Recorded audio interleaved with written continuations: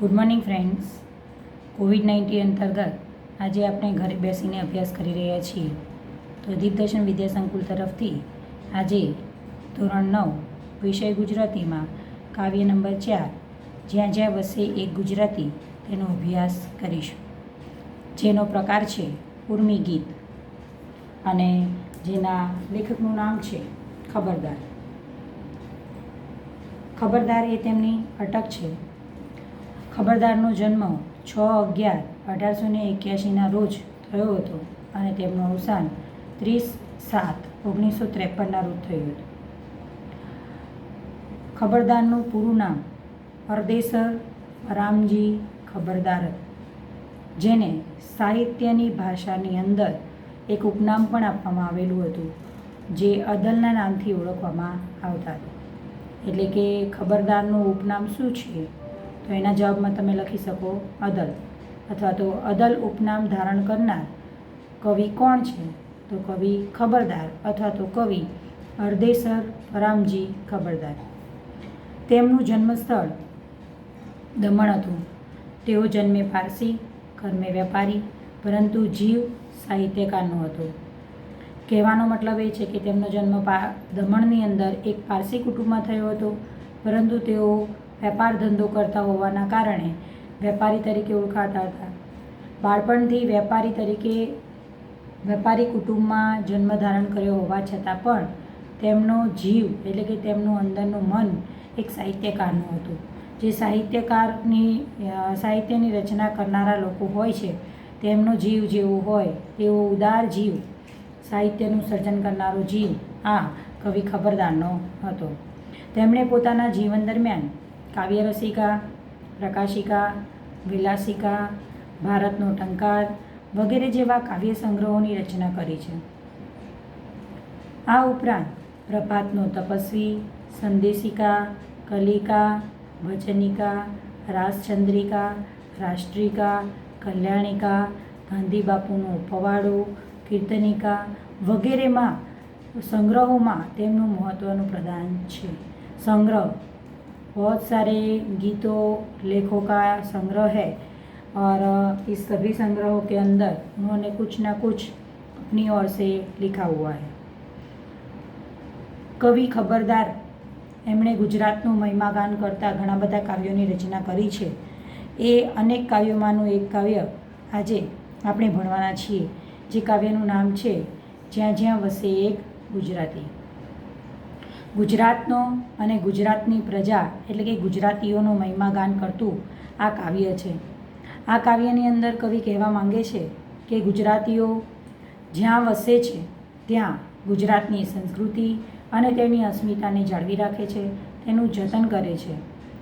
દુનિયાના કોઈ પણ ખૂણાની અંદર, કોઈ પણ દિશામાં જ્યાં એક પણ ગુજરાતી વસે છે ત્યાં હંમેશા સદાકાળ ગુજરાત હાજરા હજુર હોય છે. આ ગુજરાતની પુણ્યભૂમિમાં કૃષ્ણ, દયાનંદ સરસ્વતી વગેરે જેવા મહામાનવો રહ્યા છે.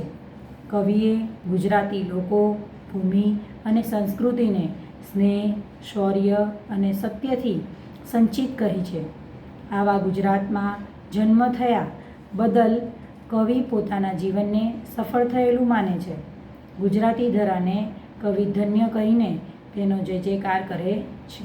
इन शॉर्ट, पूरे पोयम के अंदर कवि खुद भी गुजराती है और गुजरात के अंदर जन्म लेने वाले सभी गुजरातियों का जीवन सफल हो गया ऐसा वो दिखा रहे हैं, व्यक्त कर रहे हैं. ऐसी भावना के साथ वे गुजरात की और गुजरात की भूमि में जन्म लेने वाले गुजरातियों की जय जयकार करते हैं. तो स्टार्ट से कविता को देखेंगे.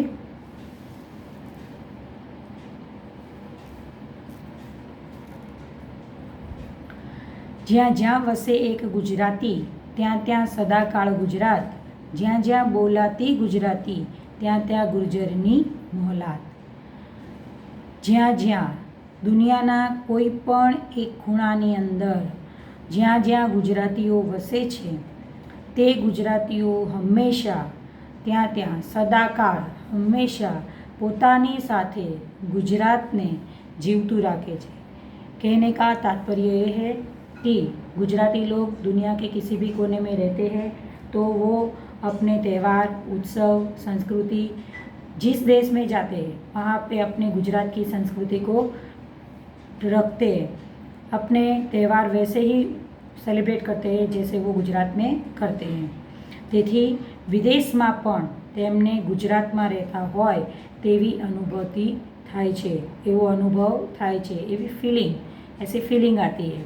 जहाँ जहाँ बोलाती गुजराती ત્યાં ત્યાં गुर्जरीनी मोहलात, जहाँ जहाँ पे गुजराती भाषा बोली जाती है वहाँ वहाँ आपको गुजरात को पहले गुर्जर प्रदेश के नाम से पहचाना जाता था। यहाँ मोहलात उसका अर्थ है महल, यानी मोहलात यानी कि महल, फिजिकल महल की बात नहीं है, लेकिन गुजराती भाषा बोलने वाले लोग सबके दिलों में, जैसे महल में एक राजा रहता है वैसे सबके दिलों में अपना शासन जमाने लगते हैं। उत्तर, दक्षिण, पूर्व के पश्चिम ज्યાં જ્યાં गुर्जरना वास, चारों दिशाओं का उल्लेख किया गया है। और फिर साथ में ये भी कहा है कि चारों दिशाओं में जहाँ पे भी गुर्जर यानी कि गुजरातियों का वास, निवास है, यानी कि रह रहे, उनके घर है, वहाँ सूर्य तणा किरणों दौड़े ત્યાં सूर्य तणो ज प्रकाश। जैसे आपको मालूम है कि सूर्य जैसे ही पूर्व दिशा से ऊपर आता है तो पूरी पृथ्वी पर धीरे धीरे धीरे धीरे प्रकाश फैलना स्टार्ट हो जाता है। वो एक ही है, लेकिन उसकी किरणें पूरी तरह चारों दिशाओं में अपना प्रकाश फैलाती रहती हैं, उसे कोई रोक नहीं पाता है। उसी तरह यदि दुनिया के किसी भी एरिया के अंदर ये गुजराती लोग बसे हुए होते हैं तो वो अपनी बोली, अपनी कुछ ना कुछ प्रवृत्ति, अपनी संस्कृति के द्वारा सबके दिलों में अपना एक प्रकाश छोड़ जाते हैं, यानी कि अपनी एक छाप छोड़ जाते हैं। जेनी उषा हसे हेलाती तेना तेज प्रफुल्ल प्रभात। Jenny Usha, Usha means morning, सुबह, प्रभात उसका भी मीनिंग यहाँ पे सुबह ही होता है। प्रफुल्ल यानी कि एनर्जेटिक, उल्लास से भरी हुई, एनर्जी से भरी हुई, यानी गुजराती लोग जहाँ पे भी हो वहाँ उनकी मॉर्निंग, उनकी सुबह एक उल्लास से भरी हुई होती है। वो हमेशा प्रफुल्लित मन से अपने हर एक कार्य को शुरू करते हैं। फिर से, ज्યાં જ્યાં वसे एक गुजराती ત્યાં ત્યાં सदाकाल गुजरात। इसका वही मीनिंग कि दुनिया के किसी भी कोने में यदि एक गुजराती मिल जाए तो उस गुजराती के साथ उसी स्थान पे पूरा गुजरात निवास करता है। गुर्जर वाणी गुर्जर लाणी गुर्जर साणी રીત, જંગલમાં પણ મંગલ કરતી ગુર્જર ઉદ્યમ પ્રીત। गुर्जर એટલે કે गुजरातियों वाणी, मीठी बोली है उनकी। गुर्जर लाणी यानी कि कोई ना कोई छोटा बहुत, छोटा या बड़ा कोई भी प्रसंग आता है, कोई भी ओकेशन आता है तो वो एक दूसरे को गिफ्ट देते हैं। उनकी ये जो प्रथा है वो गुर्जर साणी રીત એટલે કે गुर्जरों होशियारी, साणी એટલે होशियारी, उनका जो शाणपन होता है वो हमको यहाँ पे दिखाया गया है। वो अपनी बुद्धि का प्रयोग करके, अपनी होशियारी के कारण जंगल में पण मंगल करती, यानी यहाँ एक ऐसा दिया है जंगल में मंगल। उसका कहने का तात्पर्य है कि जीवन के गंभीर परिस्थिति वाले समय में भी वे अपना खराब परिस्थितिमांथी पण तेओ पोतानो रस्तो करी ले छे, यानी खराब परिस्थिति में से भी बाहर निकल के अपना रास्ता बना लेते हैं। ऐसी गुर्जर એટલે गुजराती उद्यम प्रीत, उद्यम એટલે मेहनत અને प्रीत એટલે प्रिय, ऐसी मेहनत प्रिय प्रजा जो गुजरात के अंदर बसती है वो, उनकी वाणी, उनकी जो भेंट देने की प्रथा है वो और उनका शानपण सबके दिलों पे छा जाता है। जेने उर गुजरात हुलाती तेने सुरवर तुल्य मिरात। जेने उर, उर એટલે हृदय, जिसके हृदय के अंदर, जिसके दिल के अंदर पूरा गुजरात हुलाती यानी विराजमान, स्टेप वहाँ पे रहता है, उसके लिए सुरवन यानी कि जो बड़े बड़े देवता इंद्र है, वरुण है, वो सभी का बनाया हुआ जो उपवन होता है उसके तुल्य यानी समान, और मीरात का अर्थ होता है उसके जैसा, मतलब कि दौलत, उसके जैसी दौलत है। यानी कि गुजरात के लोग हैं, उनके हृदय के अंदर जो भावनाएं हैं, उनका जो प्रेम है, वो देवों के वन के समान दौलत वाले माने जाते हैं। वो दूसरों के प्रति हमेशा कुछ भी करने के लिए तैयार रहते हैं। उनकी यही भावना लोगों को बहुत पसंद आती है। જ્યાં જ્યાં વસે એક ગુજરાતી ત્યાં ત્યાં સદાકાળ गुजरात।